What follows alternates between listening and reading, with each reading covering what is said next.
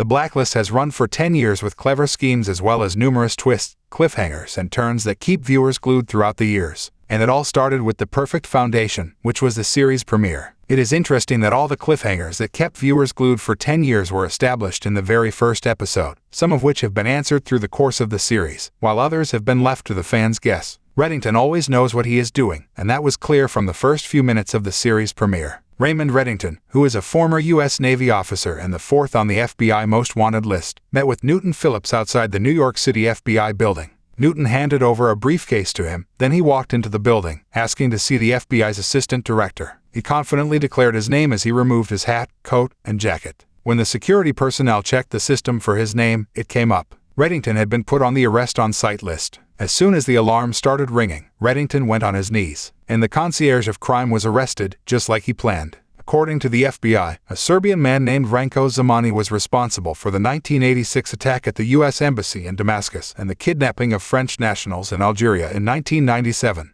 The FBI believed he was dead, but while Reddington was in captivity, he offered to give Zamani to them. It was all Reddington's plan. The FBI felt he was bluffing since Zamani was dead, but Reddington assured them that Zamani had stepped out of a plane at 10:30 in the morning. When the FBI checked the airport cameras, they confirmed that this was indeed true. Apparently, Zamani faked his death many years ago. Elizabeth Keene's first scene showed her and her husband rushing to get ready in the morning. The couple had overslept due to a power outage, but the family dog woke them up. Apparently, it was Liz's first day at the FBI, yet she was late. She jumped out of bed and began preparing herself, while Tom did his best to help her. The two then discussed meeting during lunch hours to visit an adoption agency. They had been eager to have a baby for a long time. Later in the series, Liz would give birth to her daughter, Agnes. Reddington's relationship with Elizabeth has been an interesting one, and it all started in the pilot. As the FBI taunted Reddington about having no leverage, after they verified his intel about Zamani being alive, he offered to help them with a condition that he only speaks to Elizabeth Keene, the newest FBI agent.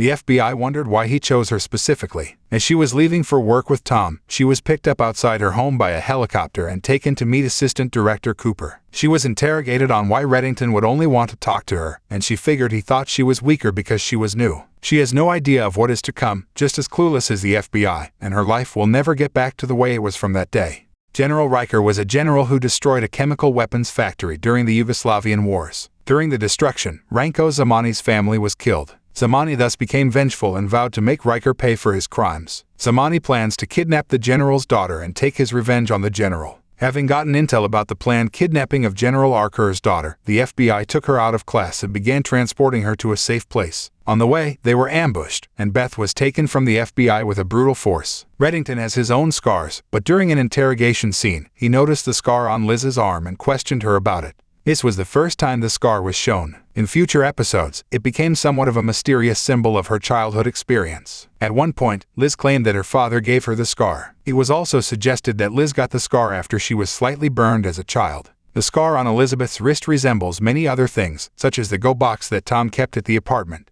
As mysterious as it was, the scar's storyline took a backseat in future seasons. When Liz questioned Reddington about the kidnapping, he offered to help the FBI gather information and get the girl back. There were a couple of conditions. One was that he had to be set free and placed in a hotel of his own liking. Reddington helped the FBI identify two people known as the banker and the chemist as persons of interest. He revealed that the chemist was a manufacturer of chemical weapons, and that the chemist will lead them to Zamani. He then demanded to be set up in his favorite hotel in order to do his job better. On arriving home after missing the adoption appointment, she planned to go with her husband. Elizabeth was excited and thought that Tom was able to secure the adoption. She poured herself a glass of wine, ready to celebrate. Instead of seeing the adopted daughter and her happy husband, she saw that Tom had been tied to a chair and was being tortured by Ranko Zamani, the person they had been hunting for. Zamani asked what the FBI knew about his plans. He then thanked her for arresting the chemist, since he wouldn't have to pay the man who made the bomb for him. Zamani stabbed Tom and left, leaving Elizabeth to care for her husband instead of following him. Angry about what happened to her husband, Elizabeth came into Red's hotel room and furiously stabbed him with a pen in the neck, punching his carotid artery. She threatened to let him bleed out if he didn't tell her how to find Zamani, and Reddington told her that she would never know the truth about her husband if he died. That was the first time Reddington brought up Tom and instilled doubts in Elizabeth's mind. The scene was suspenseful. Reddington was taken to the hospital, and he seized that opportunity to escape, leaving the FBI to guard an empty room. It turned out he had removed his tracking chip and put it in Zamani's pill bottle. The FBI identified the chip's location and found Zamani. Wrestler then shot him dead. After that, Liz found Beth at a zoo with a backpack containing a bomb. Luckily, the bomb was deactivated in time by Reddington's man, who ran away with the bomb as a payment for his service, as Reddington said. In the final moments of the episode, Reddington suggested to Liz that Tom wasn't really who she thought he was. True to his word, she went home and found a box filled with fake passports and a lot of cash. Why did Reddington tell Liz about Tom? Turns out that Reddington and Tom had a history. Many years ago, Tom had been hired by Reddington to monitor Liz. However, he fell in love with her, so Reddington fired him. Tom would go on to work for Milos Kirchhoff. Zamani's case was solved, and the threat has been neutralized. Reddington offers to deliver other criminals the FBI didn't even know existed in exchange for an immunity agreement, with the condition that the FBI has to play by his own rules if they want the whales on his list, the blacklist, and that Zamani was only a small fish in the list. It is a list of politicians, mobsters, spies, and hackers he has been cultivating for more than 20 years. From the first episode, it is clear that there is a natural relationship between Elizabeth and Raymond Reddington, but the nature of this relationship has been shrouded in mysteries and puzzles. What do you think about the nature of this relationship? Do you think Raymond Reddington is Elizabeth Keene's father or her mother? Tell us what you think in the comments section.